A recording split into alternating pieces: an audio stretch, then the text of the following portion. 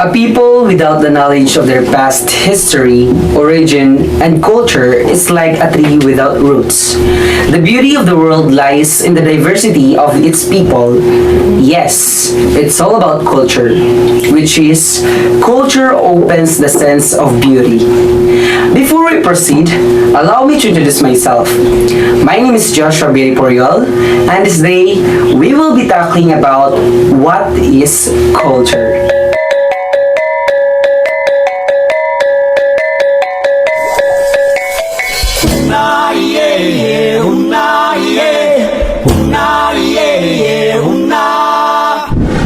So, what is culture?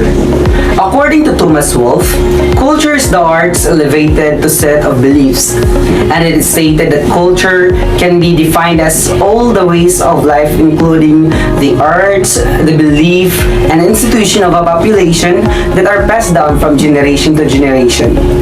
Culture has been called the way of life for an entire society. As such, it includes codes of manners, dress, language, religions, rituals, and arts.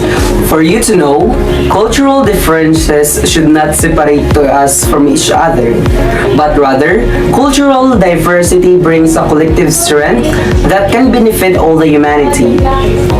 In addition, culture is the name for what people are interested in, their thoughts, their models, the books they read, or the speeches they hear. Culture is very important towards the society as it creates a sense of security and safety for individuals as it gives them a united and unified sense of belonging. For the majority of people, culture gives them the same feeling and emotional response as they have towards their family. As a student that respect other cultures, this shape our identity and influences our behaviors. And cultural diversity make us accept and even to some extent integrate and assimilate with other culture. For example, we Filipino, we have the culture of we used to practice mano po as a sign of respect to our eldest. So, cultural diversity has become very important in today's world. Last thing, we may have different religions, different languages, different colored skin, but we all belong to human race. That's all, fellas. Again, this is Joshua Biri Poriol. Embrace and share our culture. God bless and thank you, everyone. Good morning, everyone. My name is Sergio Shalamiti. So now let's continue the discussion. So as Mr. Emporio discussed what is culture, now let's continue the two categories of culture, which is material and non-material culture. So now I will be discussing the material culture. So now what exactly is material culture? When we say culture again, it is the integrated human knowledge, behaviors, and beliefs. So when we say material culture, it is the physical representation of those things. So when we say from the word material, it is referring to an object. So for example, let's say we have a museum, right? So in the museum, we have many objects that represent different culture, and those things or those objects has many different functions and meaning. For example, mga object, paano nagiging part yun ng culture natin? Or paano nakaka-apekto yun sa culture natin? Yung mga bagay-bagay niyan. So, katulad ng kasuotan, di ba yung mga damit natin or like sa mga katutubo natin, sa culture natin, diba? Meron tayong iba't ibang design, colors, and for example, the music. Yung music na yun, nag-represent din yun ng iba't ibang meaning. And with the help of the musical instruments in yung object natin, yun yung nakakatulong upang ma-represent natin yung isang culture, isang specific group, kung ano ba talaga yung culture nila, or kung ano ba yung specific way of living nila. And also, for example, sa Taekwondo, ang object na nag-represent sa kanilang level is yung kanilang belt, diba? Diba may iba't ibang colors yun? So, it represents kung ano ba talaga yung level ng expertise nila.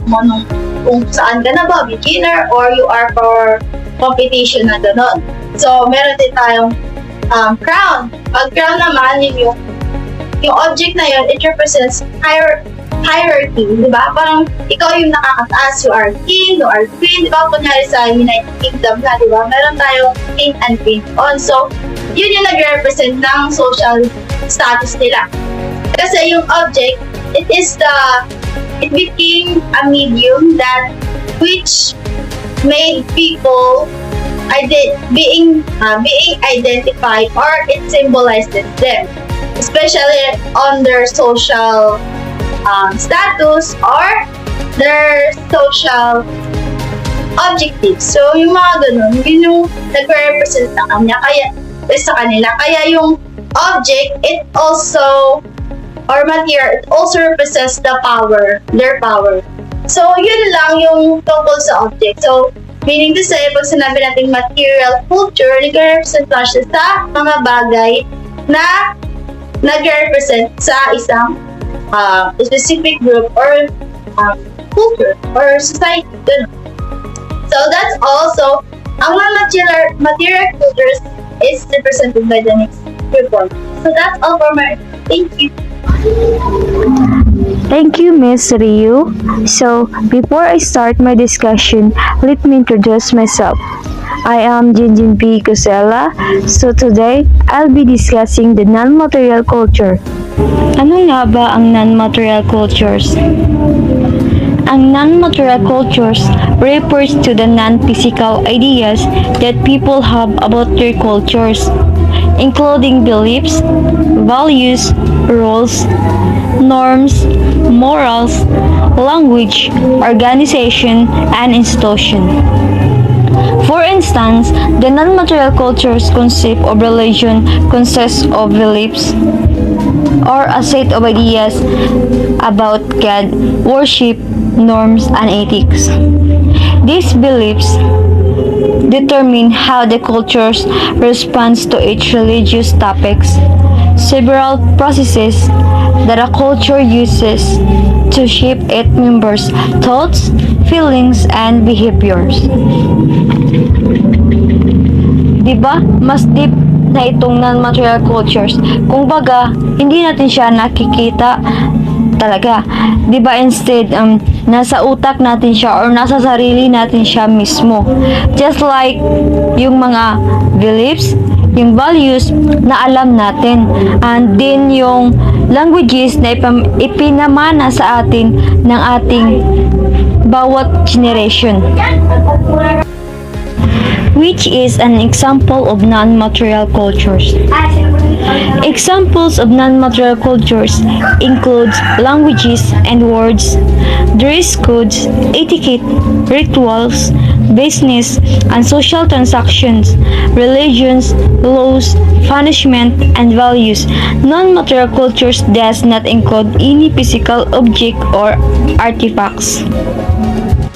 One of the examples of non-material culture is ang bayanihan. According to Fernando Amorsolo's, bayanihan painting symbolized one of the good traits of the Filipino people, which is being helpful.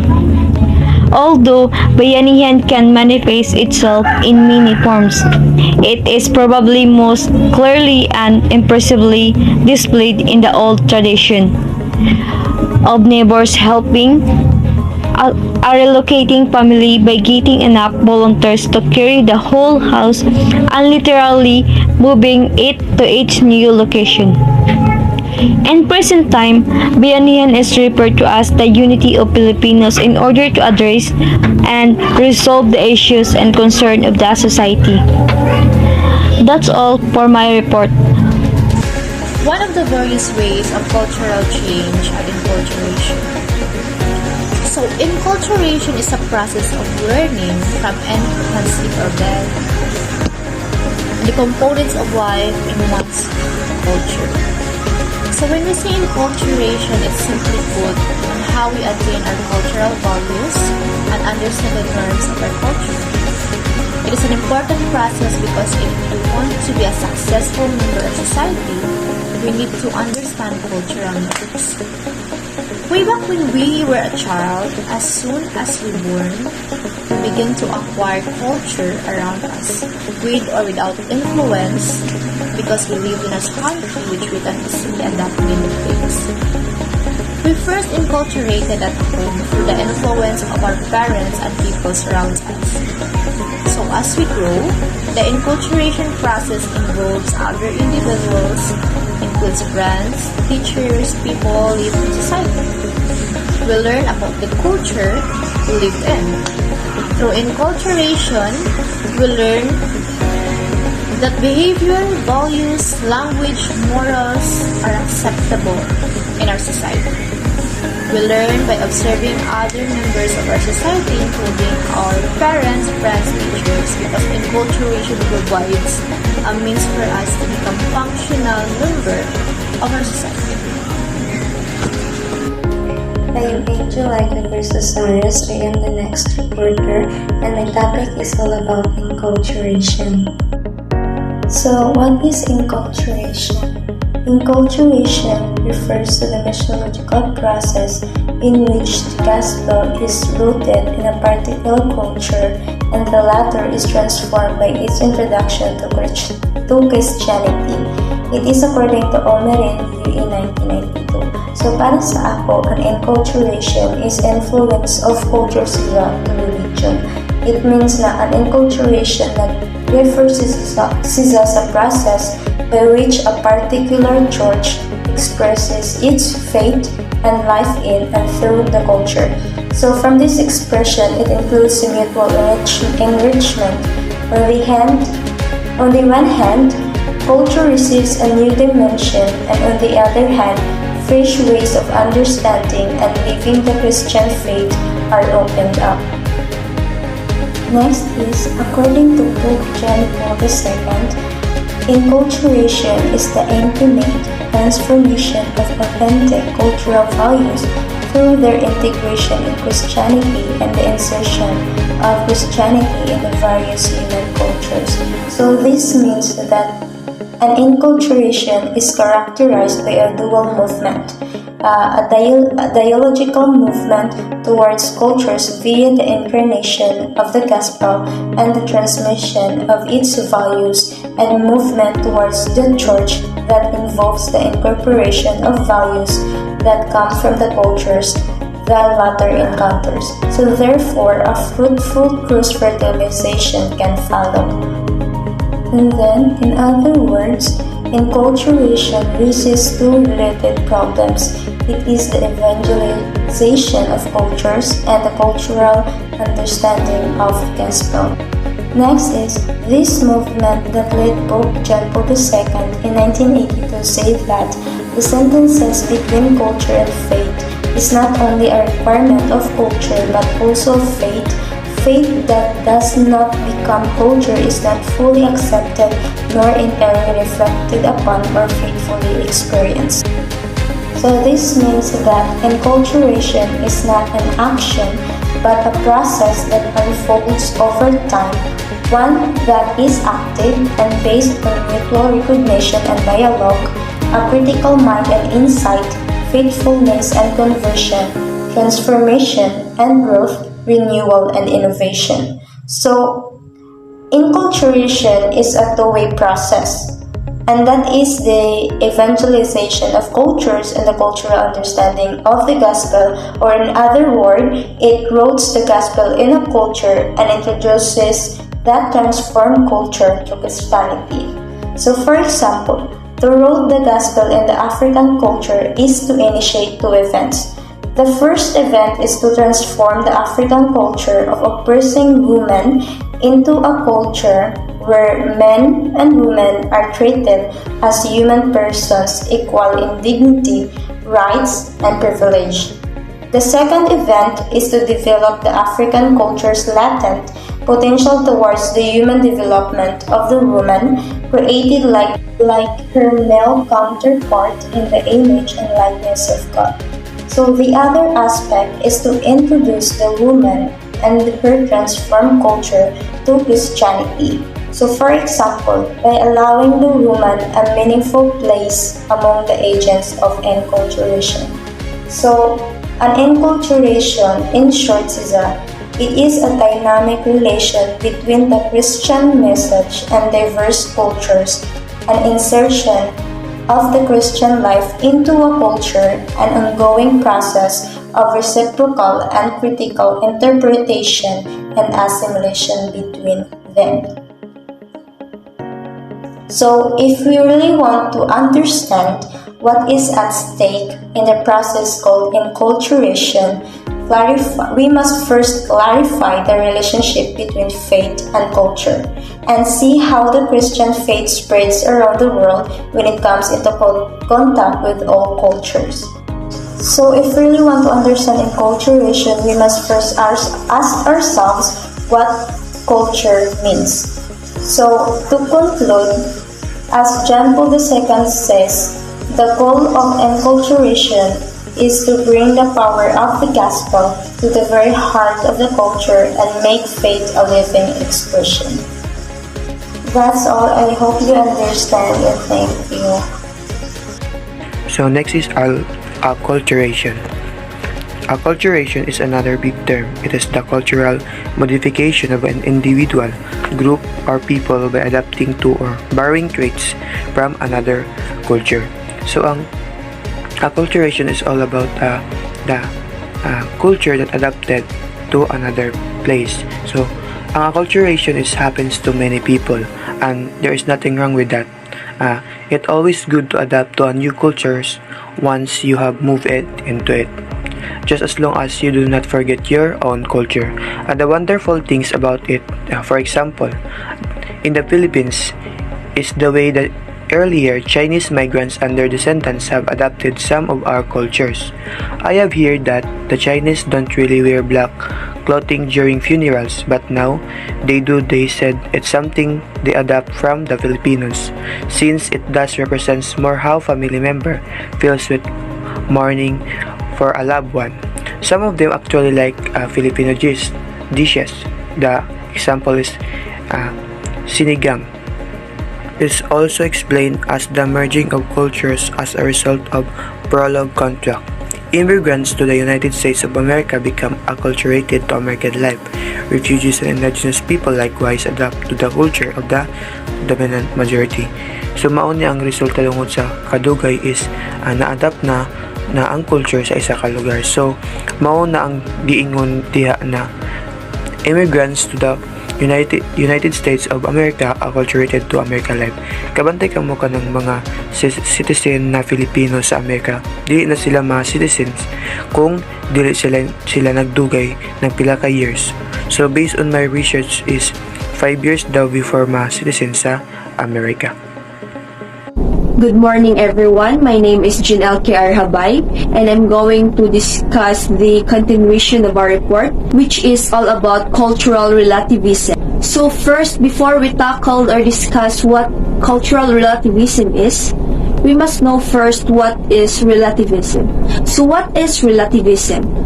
When we say relativism, it is the theory that holds that morality is relative to the norms of one's culture.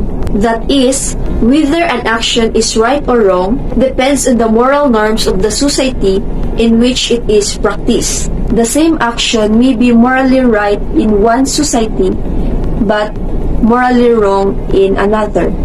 So it means ang relativism kaya it would say what is true for you is true for you, and what is true for me is true for me. Like for example, if para sa imo ang isa ka butang kay sakto na siya or true, then para sa imo sakto na or true. At kung para sa aho kay mali ang kana nga butang, din para sa aho mali na nga butang. Analogously, cultural relativism would say what you believe, practice, or value depends on your culture, while what I believe, practice, or value depends on my culture. In other words, cultural relativism, the idea that a person believes, values, and practice should be understood based on that person's own culture rather than be judged against the criteria of another. So it is clearly stated nga ang cultural relativism kung unsa gajud ang tinuuhan sa kana nga society, mao na gajud na ang ilang tinuuhan. Kung unsa pud ang tinuuhan sa uban nga society, mao na jud to ang ilahang tinuuhan. So one of the best example of cultural relativism kay ang kanaang food choice. Like for example ang sa mga Muslim gani or sa kanaganing nagasimba sa Seventh-day Adventist or kanang mga Sabadista, dili sila mukaon og kanaang baboy kay bawal sa ilaha og naa sila'y gituuhan kibali. So it's their choice nga dili sila mukaon ato kay mao man ang naa sa ilang culture, mao man ilang gisunod, mao ilang beliefs. So kung unsa ang ilahang culture, ilang gisunod. Tapos kung unsa sad ang atong gituuhan, kita kay mukaon man ta sa kanang baboy, then mo na ang ato ang gisundan or mo na ang atong beliefs na atong gituuhan. So that's the end of my topic about cultural relativism. Thank you. Good day, everyone. I am Edwin M. Duhenes Jr. Our topic to discuss is cultural relativism versus cultural perspective. Now, I will discuss the cultural perspectives. First, what comes to your mind when we talk about cultural perspective? Cultural perspective refers to the way that individuals are shaped by their environment as well as social and cultural factors. Such factors includes person's nationality, race, and gender. You try to appreciate the design of the house, considering its various perspectives, but you never judge the design based on only one perspective. Having perspective of one culture is a viewing a situation or concept through the eyes of an individual's native and environmental and social influence. Moving from a cultural perspective to cultural relativism is the erosion of reasons that it causes. Rather than simply saying, we need to understand the morals of other cultures. It says, we cannot judge the morals to other cultures, regardless of the reason for their actions. There is no longer any perspective, and it becomes literally impossible to argue that anything a culture does is right or wrong. If we hold on to strict cultural relativism, it is not possible to say that human sacrifice is wrong or that respect for the elderly is right. After all, these are product of the culture. That would be all, and thank you for listening. To avoid judging the cultural practices of groups that are different to yours, we can use the cultural relativism approach. Cultural relativism refers to not judging a culture to our own standards of what is right or wrong, strange or normal.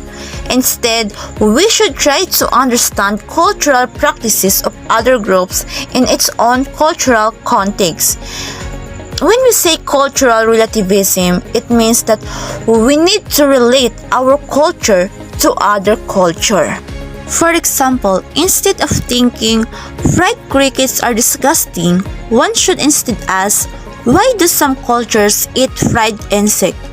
You may learn that fried cricket or grasshopper are full of protein and in Mexico. It is a famous Oaxaca regional cuisine and have been eaten for thousands of years as a healthy food source. The contradiction of cultural relativism becomes immediately apparent. A society that embraces the notion that there is no ultimate right or wrong loses the ability to make any judgments at all. The way in which relativism, including cultural relativism, has permeated modern society is demonstrated in the bizarre ways in which we try to deal with this contradiction.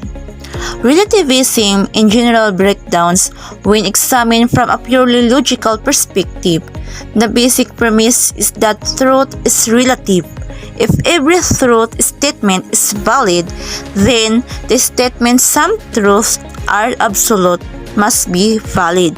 The statement there are no absolutely truths is accurate according to relativism, but it is an absolute truth itself.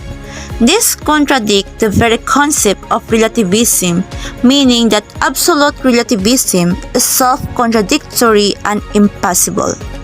In general, cultural relativism is better to be used when it comes to interaction than cultural perspective because it actually focuses on respect, on valuing other culture, on seeing the culture in their own context, not seeing the culture by your own standard.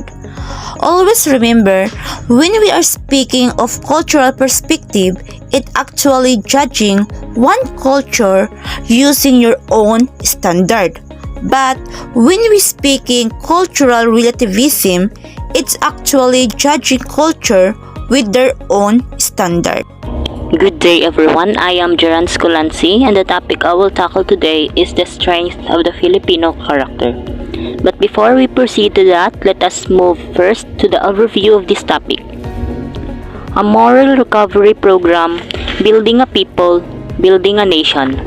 It was submitted on April 27, 1988 by the task force to President Corazon Aquino, the Senate, and the members of the press by then Senator Leticia Shahani, the moving spirit behind the program.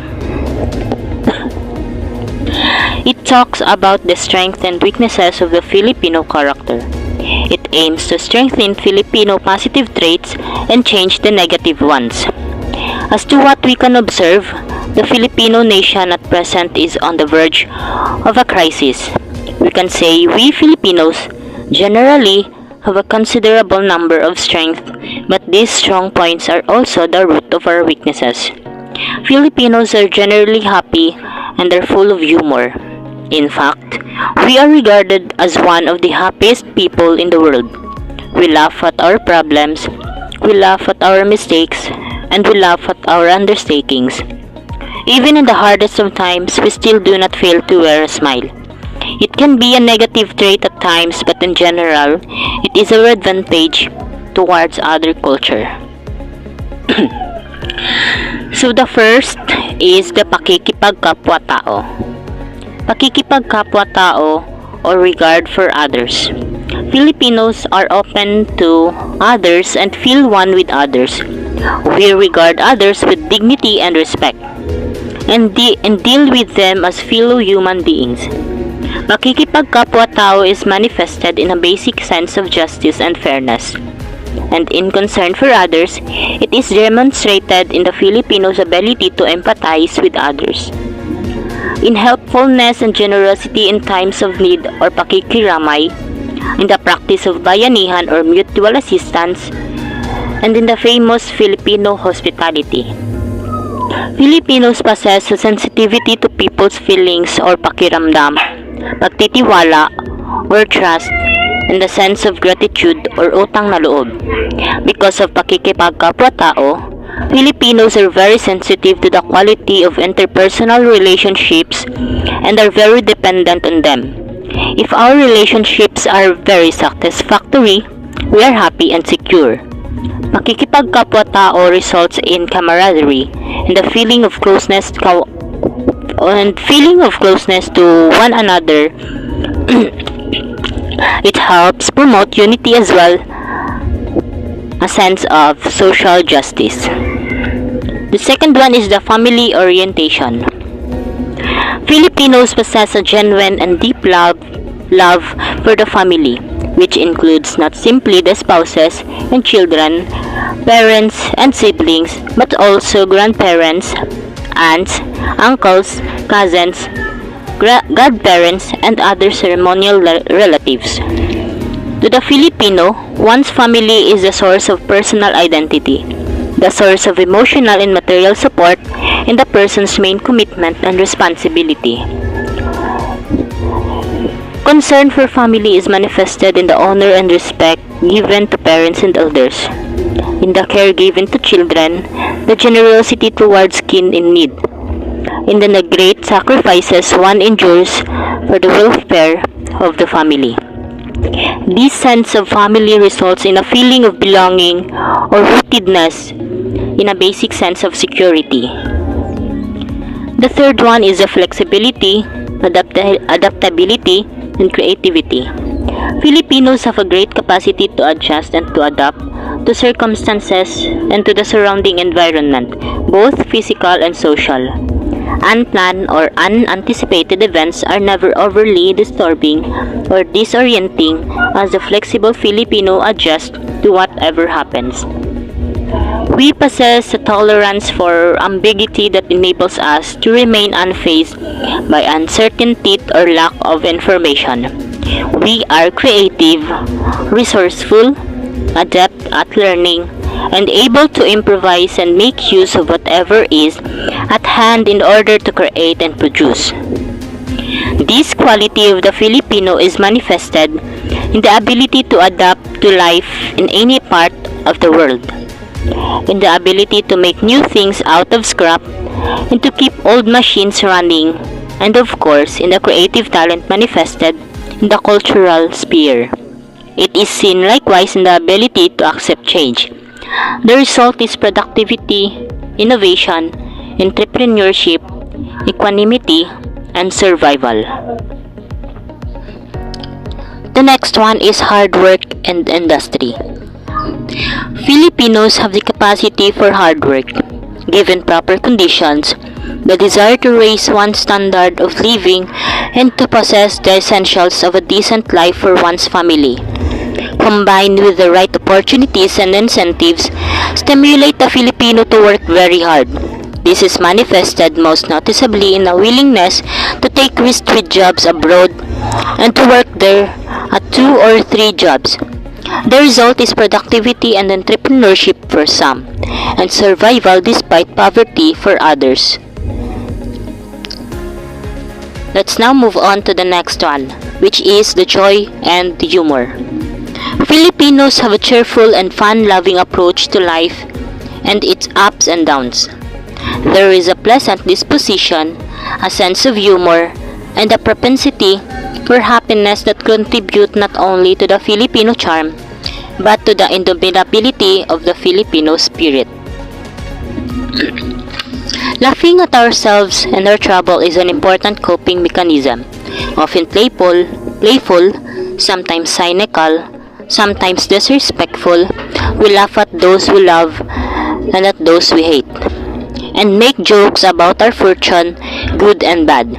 This sense of joy and humor is manifested in the Filipino love for social and celebrations, in our capacity to laugh even in the most trying of times,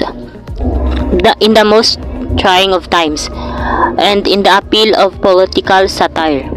The result is a certain emotional balance and optimism, a healthy disrespect for power and office, and the capacity to survive. The next one is faith and religiosity. Filipinos have a deep faith in God. Innate religiosity enables us to comprehend and genuinely accept reality in the context of God's will and plan. God's tragedy and bad fortune are accepted, and some optimism characterizes even the poorest lives. Filipinos live very intimately with religion. This is tangible, a part of everyday life. We ascribe human traits to a supernatural God whom we alternately threaten and thank, call upon for mercy or forgiveness, and the peace by pledges. Prayer is an important part of our lives. The faith of the Filipino is related to Bahala Na, which is, instead of being viewed as defeatist in resignation, may be considered positively as a reservoir of psychic energy, an important psychological support on which we can lean during difficult times. This pampalakas ng loob allows us to act despite uncertainty. The results of the Filipinos' faith are courage, daring, optimism, inner peace, as well as the capacity to genuinely accept tragedy and death. The next one is the ability to survive. Filipinos have an ability to survive which is manifested in our capacity for endurance despite difficult times, and in our ability to get by on so little. Filipinos make do with what is available in the environment, even by eking out a living from a garbage dump. This survival instinct is related to the Filipinos who bravely carry on through the harshest economic and social circumstances. Regretfully, one wonders what we might be able to do under better circumstances. So that's all from my report. Thank you for listening. Good morning, everyone. My name is Roslyn de los Reyes, and now I discuss you the weaknesses of the Filipino characters. So first is the extreme family-centeredness. It has excessive concern for family means using one's office and power to promote family interest, and thus factionalism, patronage, political dynasties, and the protection of erring family members. It results in a lack of concern for the common goods and act as a lack of national consciousness. So, extreme family-centeredness, it is a labis na pagmamalasakit sa pamilya na nangangahulugan ng paggagamit ng tungkulin at kapangyarihan ng isang tao para maitaguyod ang mga interest ng pamilya, and thus factionalism, patronage, political dynasties, and protection ng mga nagkakamali ng miyembro sa pamilya. Nagreresulta ito sa kawalan ng pagmamalasakit sa kabutihang panlahat at nagsisilbing hadlang sa pangbansang kamalayan. Filipino is a very strong family protection, whether in a good or bad condition and situation, or it is consented or overprotected. So, why Filipino extremely family-centered? So, Filipino are known for having strong and close families that place high regard and put importance of their family before anything else. So, ang Filipino is family first before anything else. So they work all day and do all they can do to feed and provide for their family. So bahato nila ang tanan to feed and to provide for their family. Next is extreme personalism. Take things personally. Cannot separate objectives test from emotional involvement. Because of this, the Filipino is uncomfortable with bureaucracy, rules and regulations, and with standard procedures. He uses personal contacts and give preference to family and friends in hiring services and even voting. So extremely personalisms lead to graft and corruptions evident in Philippine society. So extreme personalism.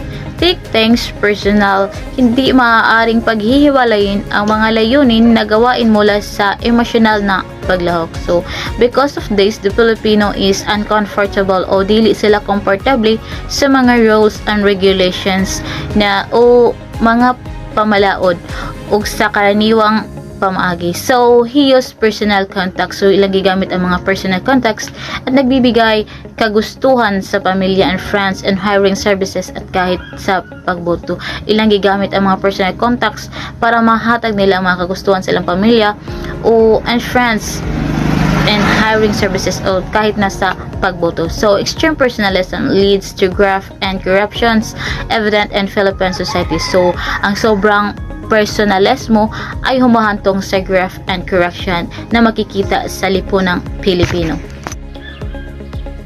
Filipino views the world in terms of personal relationship and extent to which one is able personally to relate to things and people determine our recognition of their existence and their value. So this personalism is manifested and the tendency to give personal interpretation to action to take things personally. Personalism is also manifested and the need to establish personal relationship before any business or work relationship can be successful. Next is lack of discipline. A questionable attitude toward time and space manifested and lack of precision and fulfillment for the management result in lack of standardization and quality control. So, impatient result in shortcuts, palusot, ninjas, kogon, lack of discipline often result in efficient work system, the violation of rules and casual work ethics, lacking value. So, ang kakulangan sa disiplina, kasagaran gayud siya mo resulta sa dili maayo na mga sistema sa trabaho. So, lack of discipline, it is meant that you do think they can hurt someone without regard for other feelings. You need to discipline yourself to be more aware of others' feeling and need, so as not to hurt them either emotionally or physically. Self-control may be lacking. So, both pasabot any, you do think na makasakit sa uban tao without wala imo pag-alam sa ila feeling. So, kinahanglan nimo disiplinahon ang imong kaugalingon aron mas ma-aware ka sa uban na mga pagbati o feeling o needs para dili sila masakitan emotionally and physically.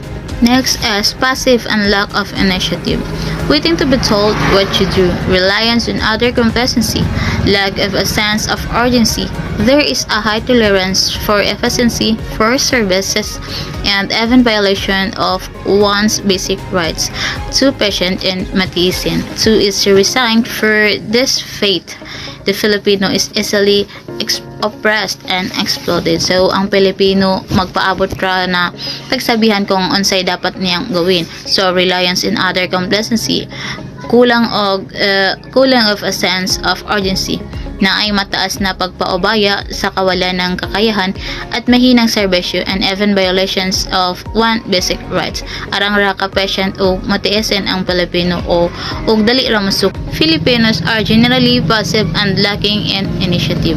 One waits to be told what has to be done. There is a strong reliance on other, example leaders and government, to do things for us. This is related to one attitude towards authority. Filipino have a need for a strong authority figure and feel safer and more secure in the presence of such as authority. One is generally submissive for those in authority and is likely to raise issues and or questions decisions. Filipino tends to be more complacent and there is a rarely a sense of urgency about any problem. There is a high tolerance for inefficiency, poor services, and ever violations of one basic right. In many ways, it can be said that the Filipino is too patient and long-suffering or matiisin, too easily resigned to one's fate. 5. Colonial mentality. When we say colonial mentality ay ang pag-uugali ng mga Pilipino kung saan mas ninanais nilang magkaroon ng kultura na mayroon sa ibang bansa dahil ang colonial mentality nababago ang mentalidad ng isang bansa ukol sa tradisyonal at original na kultura nito. Ang isang halimbawa ng colonial mentality ay ang pagtangkilik sa mga produkto ng ibang bansa o ang tinatawag ng mga imported products. 6. Kanya-kanyang syndrome, talangka mentality. Ang kanya-kanyang syndrome ay nagresulta sa paghina ng espiritu ng kooperatiba at pamayanan at sa pagkait sa mga karapatan ng iba. 7. Lack of self-analysis and self-reflection. When we see lack of self-analysis and self-reflection, in the face of serious problem, both personal and social, there is lack of analysis or self-reflection. Bisan pa daw ma-personal, ma-social media, na daw gihapon ang lack of analysis o self-reflection. 8. Emphasizes on form rather than substance. When we say emphasize, have a civilian and culture, opportunity has increasingly paid one of the form over substance. To obtain image and character count more than truth, humanity is so abstractive in their isolated competition of personal interest and enjoyment that other people have rarely served as tools for achieving it. Truth and integrity end up sizing behind the set to win. Good morning, ma'am. Good morning, classmates. My name is Sheila Joy Aplejeda, and I continue the report of impact of culture on morality. They would do when put to shame harakiri suicide. So, harakiri suicide is a ritual suicide by disembowelment with a sword, formerly practiced in Japan by samurai as a honorable alternative to disgrace or execution. Why is it called harakiri? Harakiri means stomach cutting in Japanese, where the word hara refers to stomach and kiri refers to cutting. And why people do harakiri? Ito ay sinadya bilang pagbabayad kasalanan. Nagpapakita din ito ng napakalaking psikolohikal na katapangan. Contrast this the guilt culture in the Philippines. So, when a Filipino commits an immoral act, he would of course feel guilty. But after confessing his sin, he may feel as if he is back to normal things and can sin again. So, dito sa Pilipinas is nakasanayan na nating kultura yung kapag nagkaroon tayo ng kasalanan sa isang tao, magigilty tayo, di ba? Tapos, pagkakalaunan na gagawin ulit natin. Di ba? Like for example, di ba? Cheating, di ba? Nag-cheat ka, nagilty ka, pinatawad ka, pero ginawa mo ulit. So, yun. Let's proceed. This is in need of moral development. The moral development occurs as we grow and helps us choose between right and wrong. So, Filipino homes and schools have to do something to teach the moral development they want or hope to see. So, di ba sa bahay pa lamang, tinuturo na dapat sa mga, lalo na sa mga bata, yung paggalang sa magulang, pagmano, di ba, yung ganun. Pagpo at opo, di ba? Tapos kapag naman nakakagawa sila ng kasalanan, nagmumura sila or nakakapagsinungaling, bibigyan na natin sila agad ng punishment para hindi nila makasanayan paglaki nila. Lalo na, di ba, sa school, di ba? Tinuturo din yung moral development para naman maayos ang pakikipag-komunikasyon natin sa mga guro, sa mga classmates natin, and etc. And that's all, ma'am, classmates. Thank you.